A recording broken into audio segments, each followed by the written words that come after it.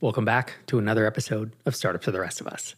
I'm your host, Rob Walling, and in this episode, I'm going to do a lightning round of listener questions. In fact, I'm going to take as many of the written listener questions, the text questions that we receive, and crank through them with probably shorter than usual answers. The challenge is we get a lot of questions here at the show, and it's great. It makes for great content. It allows you as a listener to hear other voices and to hear what folks are working on. And frankly, they may ask questions that you've never thought of. And that can help make us all just a little bit smarter and get there a little bit faster. But I tend to put audio and video questions to the top of the stack. Every now and again, I fudge that rule. But as a result, our text questions, they pile up. And I have some questions here from 2024, from 2 years ago. So apologize to those folks, but kind of wanted to crank through a bunch of the backlog. And there's an awesome range of questions from reducing risk with my startup to go full time, when to register as a business, design audits, how to calculate TAM for a step one business, how to know when to pivot, all kinds of things we're going to get into. But before I dive into that, I'm doing a live Q&A and AMA on May 20th, and it's only available for MicroConf Connect members. MicroConf Connect is our online community for founders just like you, folks who are bootstrapping or mostly bootstrapping and building incredible SaaS companies. MicroConf Connect is highly curated, and it is one of the higher signal to noise forums or online communities that you can be part of in the space. microconfconnect.com if you want to check it out. And again, I'm doing a live Q&A/AMA where you get to ask questions and hear me answer them only for members of Connect on May 20th. Sign up before then to get access.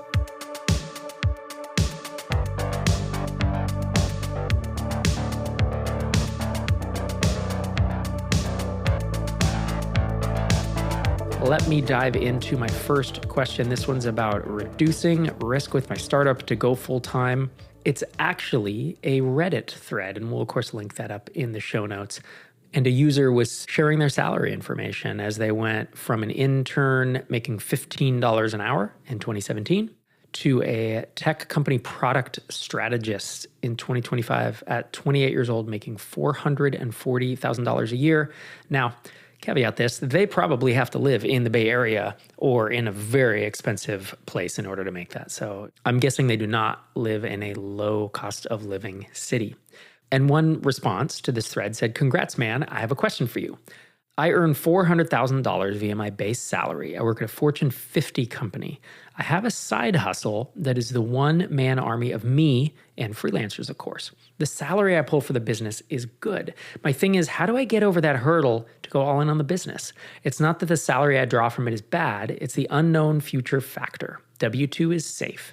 I'm well known within my space, so jumping to another company isn't hard for me.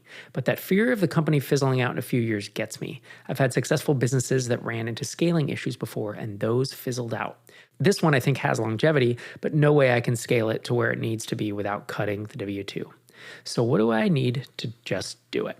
Now, I actually think this person thought that the original poster was a founder, and they're not. And so there's a bunch of people in the thread that are like, "Oh, you basically you mistakenly asked this question and there's no good answer to it," which is one of the reasons I wanted to address it on the show. Building a business when you have a really high salary and taking the jump is very hard. This is why it's easier to basically take this leap when you're younger, because when you're in your teens, 20s, even early 30s sometimes. I guess this 28-year-old's making almost $500,000, but you get the idea. The younger you are, usually your earning potential is lower. And the further on you get in your career, the harder it gets. So one thing to note is if you're listening to this, you're still early in your career, now is probably the best time to start a business if you want to do this eventually. The other thing is that these high salaries, they are like golden handcuffs. And the only piece of advice I can imagine for someone making $400,000 a year as a W-2 employee who wants to take the leap is to save a bunch of that money. If you are spending $390,000 of that and only saving $10K a year, then yeah, it's a huge risk.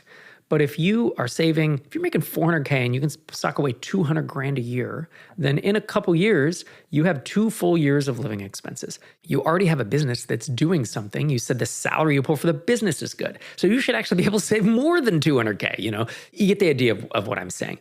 The biggest problem I've seen with folks making this much money is their lifestyle inflation. And they and their spouse just live it up. And that's great. Unless you want to leave to start your business. That's when it's a problem. So having the discipline and having the optionality of socking a bunch of money away in the bank, and then guess what? You have a business. If you get to the point where it's not scaling and it fizzles out, then you go back and get that W-2 job again. You said you're well known in the industry and it would be easy for you to switch companies. Obviously, that goes down a little bit over the years. If you get 10 years into the business and you try to go back, yeah, there's probably going to be a little bit of a challenge in getting the old job back at that rate. But it feels to me like you have to make that decision of when is it worth it. I remember I was making between $250,000 and $300,000 a year as a consultant. I was a micro agency where I was doing a lot of the work, but I was outsourcing to freelancers and I was making a big cut on those folks. This is 2007, 8-ish timeframe. And I quit all of it when I had about just under $100,000 in product income. And I was able to do that for a couple of reasons. Number one, we did not let our lifestyle inflate to consume all of the business revenue that I was generating. Number two, I saved a lot of that business revenue. And as I was growing the products on the side and I had the business running too, I was sucking away as much of my product income as well. And so we had enough of a cushion because I'm risk averse. I never bet anything that would have meant we lost the house. Never did credit card debt. I was always just I say I'm risk averse. I've obviously taken risks in my life, starting companies and angel investing and buying crypto in 2016. I've talked about this a little bit on the show in the past. But what I did do was be pretty disciplined about it. And if you don't want to be disciplined, then you will reduce your optionality. If you want to live it up and spend that 400K, or you're making the 400K, that sounds like a lot, but you're in the Bay Area and you kind of do, I say have to spend it if you buy a house. Like this is one reason I don't live in the Bay Area. I was born in the Bay Area and I will likely never live there again because of this. And so making adjustments to your lifestyle and not consuming everything that you make is a big way to maintain your optionality. I said lightning round and then I gave a long answer to this one. I'm going to try to be a little faster when I answer these other ones. Next question from February of 2024. Cringe emoji. James L. says, "Hey Rob, I can't promote your YouTube and books any more than I do. Love your content. Myself and my co-founders are bootstrapping a property app and wanted to know when is it a good idea to officially start the process of being identified as a business. As we are looking to first validate our idea using a landing page, I want to know what the next steps would be after we get our first 5 to 10 customers." So the answer is, it depends. It's kind of about risk tolerance a little bit, because if you set up an LLC, it reduces your liability. But loose guidance, you don't need one when you have a landing page. You don't really even need one when you have some revenue. In a perfect world, you would. Personally, I would use Stripe Atlas and set up, what do they have, LLCs or C Corps? If you really want an S Corp, you can talk to a lawyer, but Stripe Atlas gives you clean docs, pretty inexpensive. And I would consider doing that once I was convinced that it had some legs. Like, is it making $500 or $1,000 a month? That's a decent business. I will admit, I bet I was doing $100,000 a year before I switched away from a sole proprietorship. And sole proprietorship, for those who don't know, in the US it just goes on something called a Schedule C on your taxes. And so you don't have a business entity. Now, it meant all the liability was on me. It wasn't an external entity that could be sued if something went sideways. But I didn't want to deal with all the accounting and potentially payroll, depending on the way you set it up. So I would say, if you really want to do it clean, then you do it when the first dollar comes in. Very few people do that. Most people just leave it on somebody's Schedule C and put it into maybe a separate bank account or something and track it. But I think you can do this a little later than you think. But I mean, if you're doing $5,000 a month, I would definitely personally have an entity set up by then, because the thing does start to convince you that it has traction. One thing to be careful of is once you set up an LLC or a C Corp, you do then have some bookkeeping and some accounting and additional tax filing. So there is some additional cost ongoing once you set that up, as well as there are going to be annual fees to your state. And it's just a little more admin, paperwork, and headache. So that's one reason why I would prefer not to set one up until I felt like the business has legs, or you can include it under an umbrella corp, right? So I had a consulting LLC and I would throw my products under there for now until they were making enough revenue that I spun them out on their own. Next question is from Matt. And Matt says, first off, I absolutely love your book, The SaaS Playbook. I'm in the early stages of founding a SaaS product to give financial advisors access to pre-built charts with the ability to build decks, create reports, and record videos over slide decks they make. Generally, it's to help them better communicate crucial investing ideas with their clients, but visually. Every chart tells a story and answers a common client question. My question is on pricing. At first, I thought seat-based pricing made the most sense with an enterprise tier. But after reading your chapter on pricing in your book, I'm now conflicted. Users will sort of see the same thing when logging in, except the colors, logos, disclaimers on each chart will be different. But if 5 advisors who are all associated with the same firm log in and have the same branding on their charts, they will see the same. I'm trying to effectively price this service and would love your advice. For context, I'm 24 and have limited experience in the startup world. I quit my traditional Wall Street job earlier this year, and now I'm working on this. I value your advice, feedback, and it would mean the world if you could advise me in any sort of way. Thanks so much in advance. Sorry for the delay, Matt, but I do have thoughts on this. Number one, obviously with AI, seat-based pricing is getting kind of a bad rap because people are saying agents are going to take all that over. So we'll put that on the side for now. If you can do seat-based pricing, if people see something different, generally I would use seat-based pricing. In this instance, I would think, is there any type of feature I could build, such as messaging or putting the advisor's name on the decks, just whatever you can think of. And maybe have a conversation with ChatGPT or Claude and explain this exact issue and say, what are 10 ideas for features that are commonly used to justify seat-based pricing? And then you want to build one that is actually useful. You don't want to just build a BS feature that no one's going to use. But that is probably the number one thing I would think about. The other side of this is you could just not use seat-based pricing, and you could do it based on, the number of decks created or reports created. You pick a different value metric. That's always possible. I don't know enough about this business to help you with that. But you would obviously want to pick something where when they get more value from your product, that they pay more. So thanks for that question, Matt. I hope it was helpful. Next set of questions, there are 3, come from Neil Magnuson. And I think Derek and I answered this one before, but I'm gonna weigh in again, just in case we haven't. At how much MRR should you have a design audited from a professional designer? I don't think it's MRR. I think it's if your design is causing issues or confusion, or people are telling you it's crappy, you think it's dragging the brand down, then I would consider having, I don't know that I'd do an audit other than just having a designer redesign the thing. I mean, maybe if it's close, they can make tweaks, but usually you just redesign it. And obviously, if you're doing $20 a month and people are complaining, would I have a designer redesign it? These days, would I have Claude maybe redesign it or something? That's probably more of what I would do. But I don't think there's any MRR mark. It's more of if it's causing you headache and losing you business. Because you can do it at 10K MRR, 50K MRR, 100K MRR, and get that audit or a redesign done. I will caution you, I see a lot of makers and designers who build a product and then just redesign it over and over. I'm going to redesign the landing page again. I'm going to redesign the homepage again. Instead of actually doing marketing and doing the hard thing, they just want to keep redesigning. So be careful of that. AI is helping founders ship faster than ever. But at some point, you've probably wondered, is my codebase actually ready to scale? Today's sponsor, Designli, can help you answer that. Here's their CEO, Keith Shields. Thanks, Rob. We're hearing from a lot of founders right now who are avoiding parts of their code base because something might break. And honestly, that's the sign that your product isn't ready to scale yet. AI development leaves behind hidden security issues, fragile architecture, and features way more tangled than you'd expect. That's not a knock on AI, it's just reality.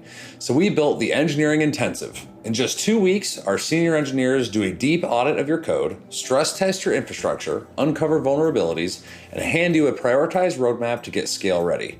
You'll get full clarity on your product's health, backed with a money-back guarantee. So if you want to keep your AI tooling but add professional oversight from senior software experts, book your engineering intensive at designli.co/fortherestofus. That's DESIGNLI.co/fortherestofus. Second question, what's the best way to calculate the total addressable market for a step one business in the Shopify App Store? I don't know of a tool that allows you to do this. It would be a guess. I mean, frankly, I would try to look at non-step one businesses. So are there any businesses doing this thing for non-Shopify apps? So if it's shipping or a label printing or some service like that, can you look at how big they are and just take a guess? I think all of this is going to be a guess. And to be honest, do you care what the TAM is for a step one business? A step one business in the stair-step approach, what do you want it to be? $5K a month? Like that's a pretty good step one business. $10K a month is awesome. I don't know that I care about the TAM. I mean, obviously, if the TAM is $1,000, that's too small, but it feels like anything you're going to build is going to have plenty. Like TAM is not going to be the limiting factor. It's going to be term, total reachable market that you can actually get in front of. And more than that, it's just going to be, can you rank for this term in the Shopify App Store? Can you try to get to number one for this term or for the, the search terms is a much bigger question than the total addressable market. Trying to figure out how much the existing apps that are doing it are making, or trying to guess, no apps exist that do this. How much will it make if I launch it? That second question, I would just build this thing. I would use AI, crank it out, build it, see what I could rank for, see what the traffic's like.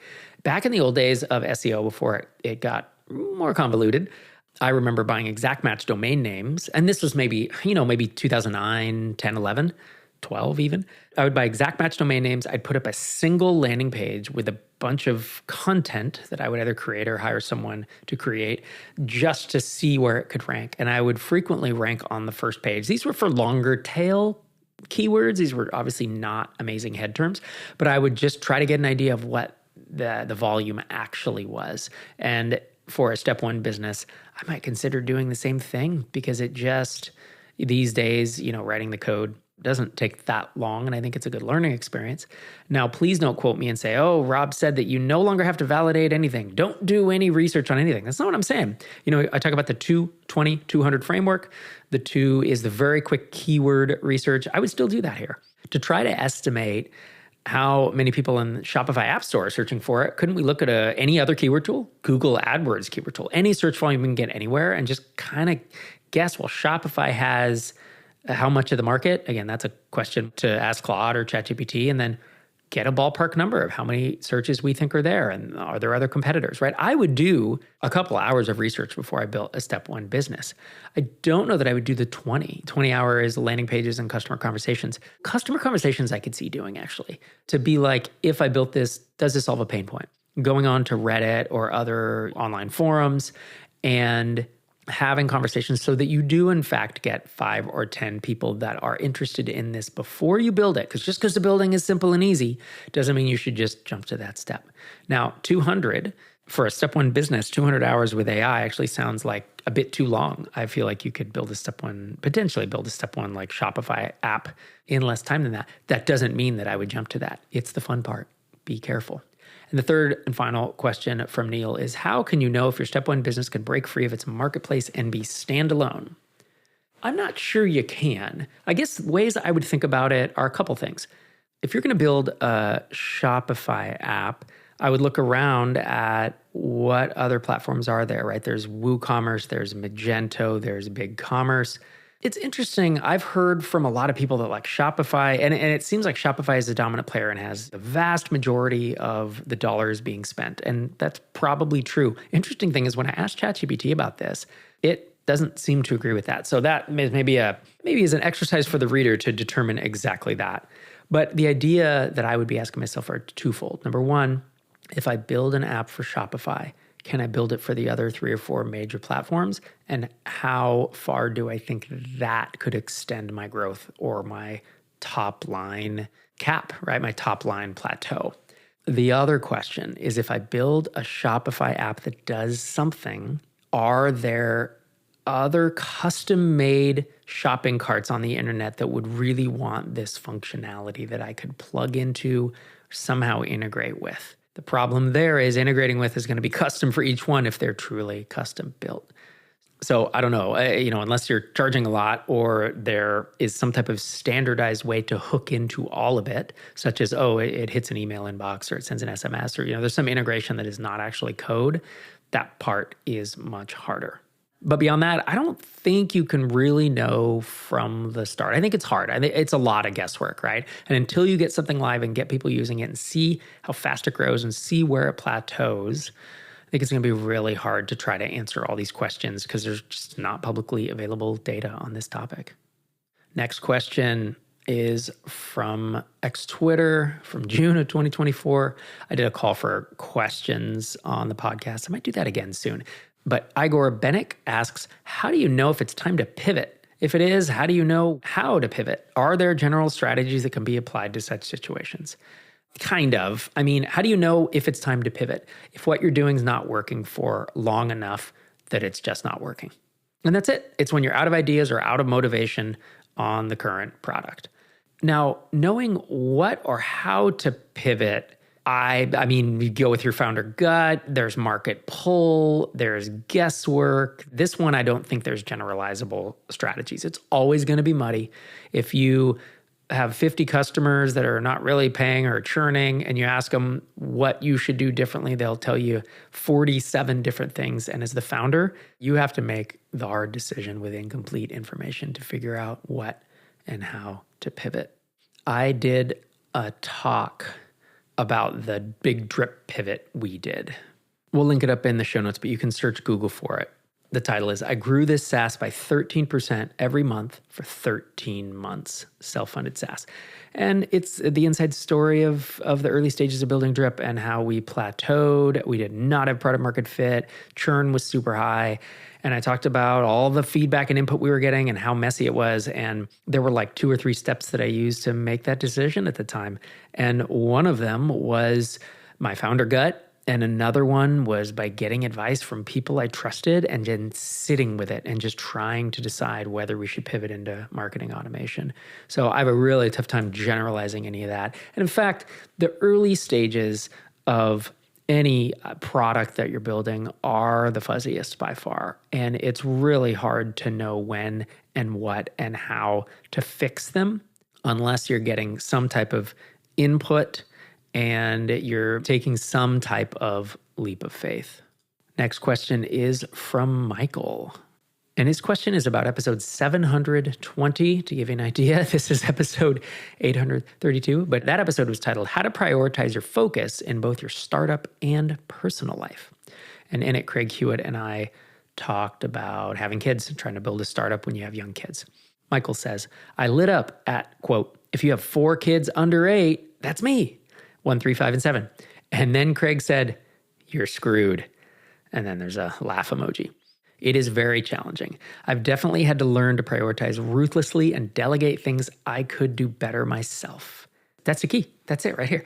Somehow, I'm making significant progress despite all the craziness. You said it gets better as the kids get older. Does this mean I'm going to be unstoppable in a few years? The answer is, I think so. If you are able to make progress, I'm assuming you're working nights and weekends, whatever you're doing with 4 kids. Yeah, I would say you are going to have a superpower of being able to prioritize and delegate ruthlessly. And most people don't have to learn that. Look, if I was single and I was 24 years old and I have infinity time, let's say I don't have a day job, I'm in college, or let's say I do have a day job, but I work 40 hours a week and then I have another 40 hours that I can, because I have all this energy, I can stay up late and do all the things that you can do when you're young. You don't learn how to prioritize and delegate, and you have been forced to. So I would actually take that as a good sign. Back to Michael's email. Any tips for making it through this time of life and for best leveraging the additional bandwidth as it becomes available? I would say you're pretty damn good at leveraging your bandwidth, and you will probably know exactly what that next priority is. If you have 20 things you should be doing and you're working on the top 2, it's the third one that gets the attention, once you have the additional bandwidth. It sounds like you're doing a really good job on this so far. Tips for making it through this time of life are enjoy it as much as you can. That's the tip. There's no silver bullet. You don't have as much time as you need to grow as fast as you want, but For me, it's try to get to the point of having enough revenue that I can quit the day job as soon as possible, because that is the biggest recapture of your time. And a caveat to that is if you can make a couple grand a month, $2,000, $3,000, $4,000 a month, and you can step your full-time work down to 32 hours, 24 hours, you're only working 3 or 4 days a week. This is what I did at my development job. My boss really liked me. And I said, hey, I only want to work 4 days a week because I have this other thing that's doing enough revenue that I don't need the money anymore. You buy out your time. That's the whole point of the stair-step method. So that would be my tip, is don't bite off something huge that you have to work for years on to get out there. You want to get something to revenue that can help you buy out, even if it's 1 or 2 days a week of your time. And if you can buy it all out, great. That is the point where you have the maximum hours to be able to dedicate to what you're working on. Thanks for that question, Michael. Hope it's helpful. And my last question of the day in this lightning round is from Nim. This one's from 2025.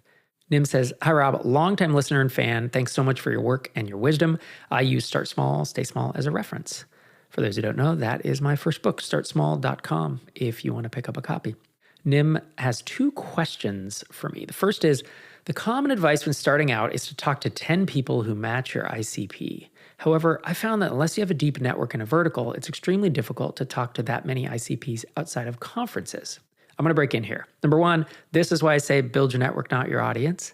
If you have an audience too, you probably get people to talk to you. So actually in this case, I think either a network or an audience would work, but I think it's easier and quicker to build a network. It's a lot less work than building an audience. Back to Nim's email. While as a software developer, I have the advantage that I can build whatever I want, I don't have the experience or network from another vertical that I would had I worked in a different field. For example, home inspection or senior care. For entrepreneurs entering a market cold, do you recommend flipping the book a bit and starting by building something small? I mean, maybe. So senior care is a great example, right? I interviewed the co-founder of Senior Place on this podcast. They didn't have a network in senior care, and they made cold calls.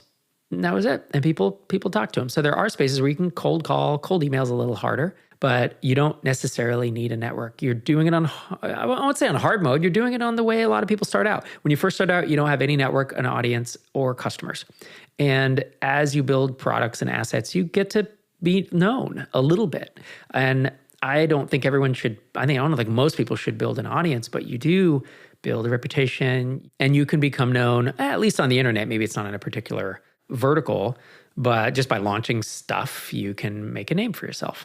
I don't know if that will do what you want here, because for senior care or home inspection, doing stuff on the internet, unless you're doing it in a Facebook group, that could be interesting. Write a Facebook group or a Reddit group where you don't have a product yet, you're just hanging out. If you think you want to go after this vertical, you start posting and kind of become a name, become a helpful name in the group. That is one way to kind of build a network. But the other thing I'll say is when Jason Cohen did this to validate WP Engine, he contacted a bunch of WordPress agencies and consultants and freelancers and said, I will pay you for an hour of your time. I want to talk to you about hosting. I have an idea for stuff.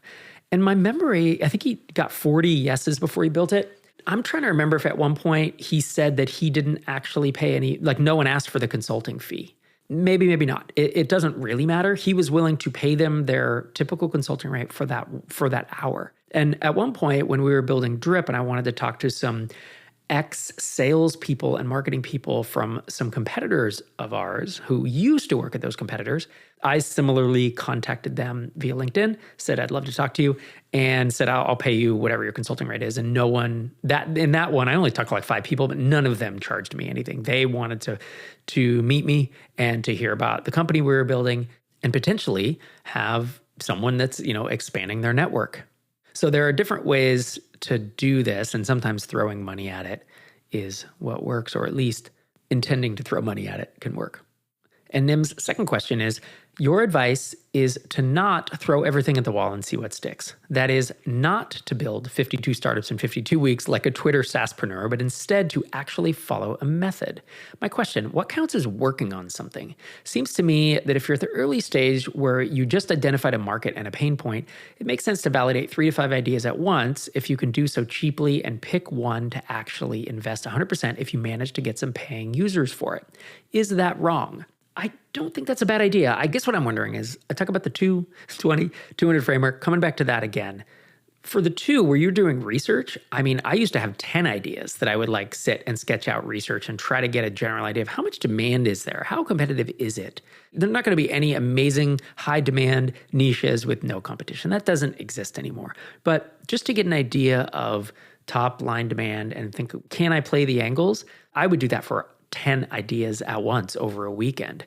Then to build out landing pages or to have customers and have those conversations, I could see doing that with multiple. Sure, that's the quote unquote 20 hours. It's not exactly 20, but you get the idea. It's directionally there.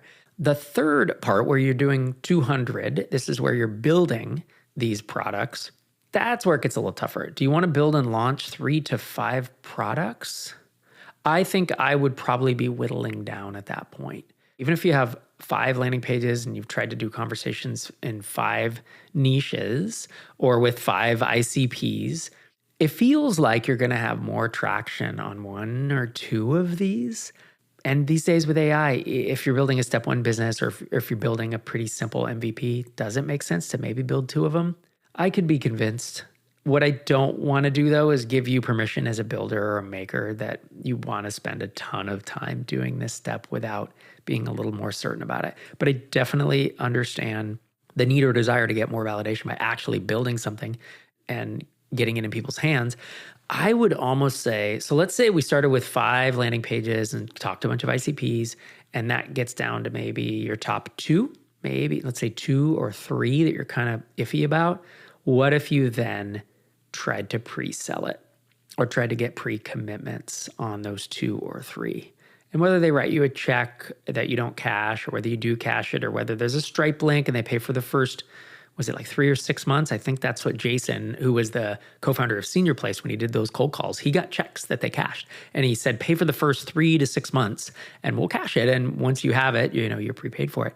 That could be an interesting step. Like prepayments are still not 100% validation, right? Nothing is 100% until customers are paying you and not churning. And you have to have a full-blown MVP or a full-blown product at that point. But I do find it an interesting thought experiment to whittle it down using each of these steps. Each of them is a hurdle, and it is kind of it's a marketing / sales funnel, and you're trying to get signal in a super muddy, messy, cloudy time of this product. This is when you have the least confidence that you're doing anything right. You don't know if your ICP is right. You don't know if your copy is correct. You don't know if you're selling it well. You probably aren't. You don't know if your pricing's right. It probably isn't. You don't know if you built anything anybody wants. I mean, this is the hardest time. I say the hardest. This is the cloudiest part for sure. It is the least certain part where you have the most variables that aren't working. And that's all validation is trying to do, is take a few of those and get you just a little more certainty on them before you go off and build a full-blown product. So thanks to everyone who sent a question in. As always, we can use more video and text questions. I think I only have 5 audio or video questions. If you send one of those in, the odds of you getting answered in the next couple episodes are pretty high. And with text questions, it looks like there's still, there's a couple dozen, but I'm going to continue to work through those. If you want to ask a question, you can just email questions@startupsfortherestofus.com, or even easier, go to startupsfortherestofus.com, click Ask a Question in the top nav. And I recently recorded a brand new video of me asking for your listener questions. So you can go there and see that instead of the old, I think I had a Beatles baseball hat on. I had no facial hair. It was really, I don't think I had glasses. It was really funky. It barely looks like me, but that was from several years ago. But you click Ask a Question. You can record video or audio on your phone or on your laptop, or you can enter a text question there. As always, I love getting questions from listeners. I would never have thought to cover the range of topics that we covered in today's episode. And I really appreciate everyone who sends in their question. And I'll continue to answer them and try to answer them as quickly as possible. So thank you for listening this week and every week. This is Rob Walling signing off from episode 832.